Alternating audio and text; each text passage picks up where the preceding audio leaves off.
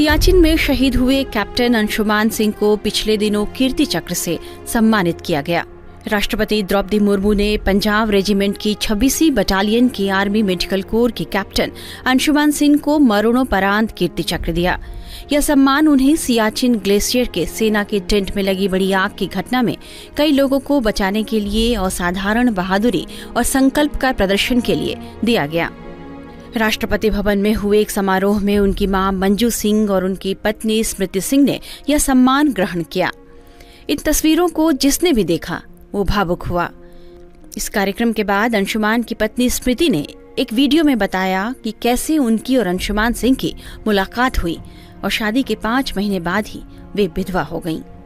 समारोह को हुए अभी कुछ ही दिन बीते कि अंशुमान सिंह के माता पिता का दर्द सामने आया। उन्होंने कहा कि शहीद अंशुमान सिंह की पत्नी स्मृति पति अंशुमान की सारी चीजें लेकर अपने साथ चली गई हैं। अंशुमान के पिता ने यह आरोप तक लगाया है कि उनके बेटे को जो कीर्ति चक्र मिला उसे उनकी पत्नी को छूने तक नहीं दिया गया। माता पिता का यह भी कहना है कि बेटे की 13वीं के अगले ही दिन बहू मायके चली गई और दोबारा लौट कर नहीं आई। इस पूरे विवाद पर हमारे संवाददाता विद्यानाथ झा ने शहीद कैप्टन अंशुमान सिंह के माता पिता से बातचीत की है। आइए हम आपको वो पूरी बातचीत सुनाते हैं और समझते हैं कि आखिर शहीद अंशुमान के माता पिता को अपनी बहू से शिकायत है तो है क्यों। अंशुमान के माता पिता जी हमारे साथ मौजूद हैं इस वक्त। बहुत बहुत स्वागत है। हमारे साथ रवि प्रताप सिंह जी हैं, बहुत स्वागत है सर आपका। और माता जी मंजू सिंह हमारे साथ हैं। माता जी आपका भी बहुत बहुत स्वागत है। Thank you. बहुत सारी बातें सोशल मीडिया के जरिए लोगों तक पहुंच रही हैं रवि प्रताप जी, और उसमें एक बात यह भी है कि आपकी बहू जिनकी शादी आपके पुत्र के साथ सिर्फ 5 महीने पहले हुई थी, वो क्या आपके साथ रहती हैं?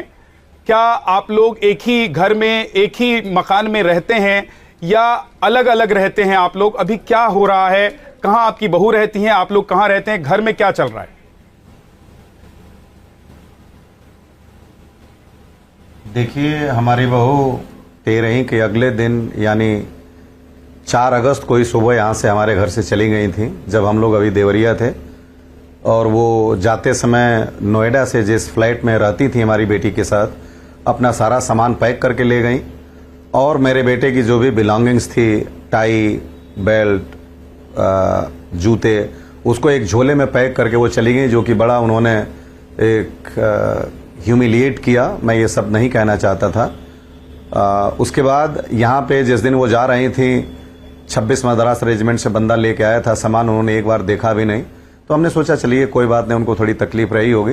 लेकिन जब मेरी बेटी पहुंची और देखी कि ऐसे सामान एक झोले में पैक है, बाकी सब कुछ वहाँ से वो अपने 3-4 सूटकेस में 5 घंटे रही थी नोएडा में, लेकर के 4 घंटे करीब लेके गई थी, तो हमें लगा कि चलो कोई बात नहीं।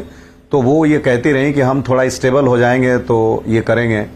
लेकिन वो 10 दिन बाद ही किसी स्कूल में पढ़ाने चली गई थी और उसके बाद इसी स्टेबल होते होते जब उन्होंने धीरे धीरे हमारे से रिश्ते तोड़ने शुरू कर दिए, यानी एक जो सिम था जो मेरे पुत्र के नाम पे था और उससे उनकी माता, उनकी बहन, उनके भाई, उनकी पत्नी सब लोग पोस्टपेड सिम यूज कर रहे थे और प्राइम सिम एयरटेल का उन्हीं का था।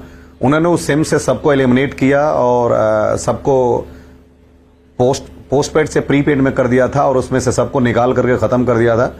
एक एटीएम जो इनकी माता जी के पास था, उन्होंने उसको 8 अगस्त को ही, 8 अगस्त या 9 अगस्त को लगभग 4:37 पे ब्लॉक कर दिया था उस नंबर से। मेरे बेटे का जीमेल अकाउंट भी उन्होंने बंद कर दिया। ये चीज़ें जब धीरे धीरे जाती रही, उन्होंने धीरे धीरे बात करना भी बंद कर दिया